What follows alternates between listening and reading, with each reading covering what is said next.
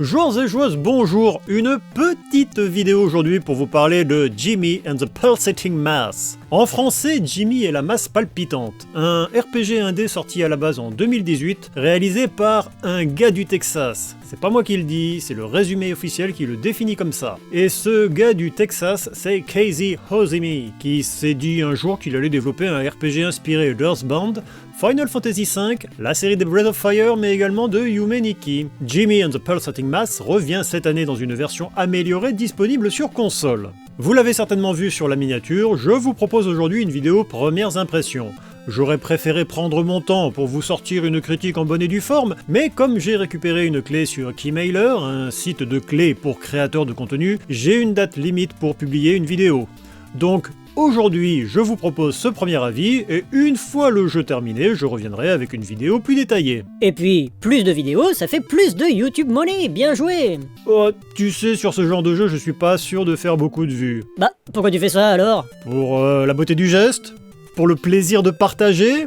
Bah arrête de m'empêcher de faire ma vidéo. Donc n'hésitez pas à vous abonner, que ce soit pour avoir mon avis définitif, ou tout simplement si vous êtes fan de RPG, vous êtes sur la bonne chaîne pour ça. Comme je le disais, Jimmy and the Pulsating Mass revient dans une version améliorée, disponible sur console, et par console, j'entends PlayStation 4 et 5, Switch, Xbox One et Xbox Series, en dématérialisé, au tarif de 19,99€, mais en anglais uniquement. Les images que vous voyez proviennent de ma partie sur Switch. Et Jimmy and the Pulsating Mass, de quoi ça parle? Au hasard, ça parle de Jimmy? Effectivement, on ne peut rien cacher. Jimmy, c'est un gamin de 8 ans qui vit dans un monde de rêve.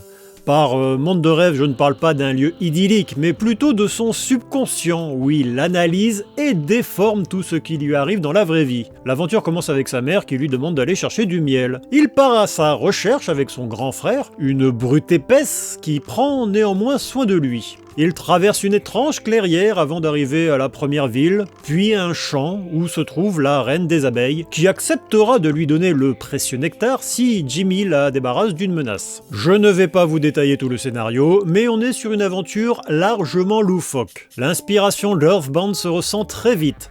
Vous le voyez à l'écran, c'est simple, coloré, ça rappelle beaucoup les jeux de la période Super Nintendo, avec un petit twist néanmoins. À la fin de la plupart des donjons, ça part en... Il y a des morts, des monstres, des horreurs qui apparaissent. C'est là qu'on sent le côté Yume Nikki. Enfin, je dis ça d'après ce que je connais du jeu, hein. Il est toujours dans ma bibliothèque Steam, en attendant que je l'installe et que je le lance un de ces jours. Niveau mise en scène, c'est étonnant. Ça alterne entre du très mignon et du très sombre. On sent que les premières heures très enfantines vont rapidement laisser place à quelque chose de plus adulte. Mais je n'en dirai pas plus pour le moment. J'en suis à 7 heures de jeu et l'aventure semble durer entre 20 et 30 heures.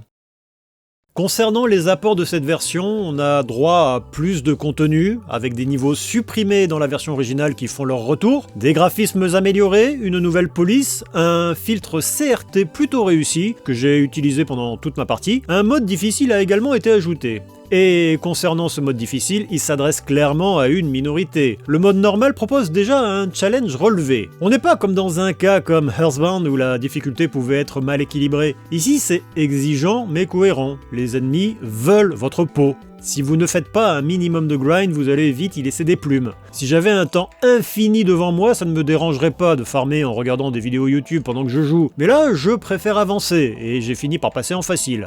D'ailleurs, le mode facile correspond au mode normal d'un RPG classique. 2 mots sur le gameplay. Ça ne révolutionne pas le genre, mais il y a quelques bonnes idées. La grande force de Jimmy, c'est son empathie. C'est un garçon capable de se mettre dans les chaussures des autres et de voir le monde à travers leurs yeux. Littéralement. C'est-à-dire que Jimmy va pouvoir se changer en slime, en voyou, en fleur, en oiseau et bien d'autres choses. Chaque forme lui donne accès à des compétences différentes en combat, ainsi qu'une compétence spéciale à utiliser durant l'exploration. Le slime peut passer à travers des grilles, mais également appeler des ennemis, pratique pour faire de l'XP. Le voyou peut secouer les gens, ce qui leur fera cracher le morceau, même s'ils n'ont pas envie de parler. La fleur fera pousser des échelles florales pour atteindre des plateformes, l'oiseau pourra courir et franchir de petits précipices, et j'en passe. Tout ceci est assez rafraîchissant. Le côté Final Fantasy V vient du fait que chaque forme correspond à un métier. En gagnant de l'expérience, Jimmy débloque des compétences qu'il peut ensuite utiliser, même sous une autre forme. Il devient extrêmement polyvalent, là où les autres membres de l'équipe ont un moveset qui évoluent avec les niveaux, mais restent globalement fixes, même s'il est possible de leur équiper des accessoires donnant accès à des compétences spéciales. Manette en main, c'est plaisant. C'est à l'ancienne, avec une vue à la Dragon Quest, Earthbound encore une fois, mais avec quelques idées empruntées ailleurs qui apportent une touche de modernité. D'ailleurs, en parlant de la vue, je me suis fait avoir. En début d'aventure, j'ai mis l'affichage en rapide, et je trouvais les combats assez sommaires. Ce qui est logique, puisque cet affichage supprime les effets spéciaux qui apparaissent à l'écran quand vous attaquez ou êtes attaqué. Donc laissez l'affichage en normal. Vous pouvez de toute façon maintenir le bouton de validation ou d'annulation pendant un tour pour accélérer l'action. Je vais m'arrêter là pour cette première vidéo. Pour le moment, je prends plaisir à y jouer. On est plus sur une aventure qui privilégie l'exploration que le scénario avant tout. Mais l'histoire balance des petites miettes qui me donnent envie d'en savoir plus. Surtout que je suis très curieux de voir où l'aventure va nous mener. Que ce soit au niveau des graphismes comme de la technique, c'est simple mais efficace. Par contre, je ne suis absolument pas fan de la musique. Les morceaux un peu éthérés, ça passe. Ceux qui sont vraiment inquiétants sont assez efficaces. Mais je ne me verrai pas écouter la bande-son en dehors du jeu.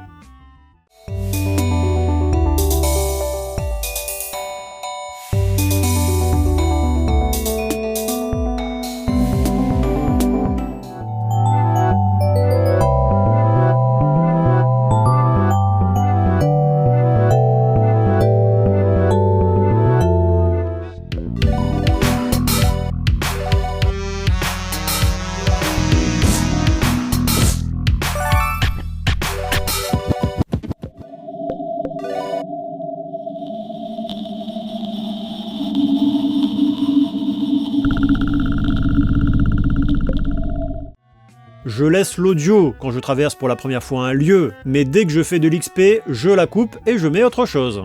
Bref, si vous avez essayé le jeu, n'hésitez pas à me dire ce que vous en pensez. Sans spoiler, ça va sans dire. N'oubliez pas de vous abonner, je vous dis à la prochaine, et d'ici là, jouez bien à des RPG, qu'ils soient mignons ou pas tant que ça.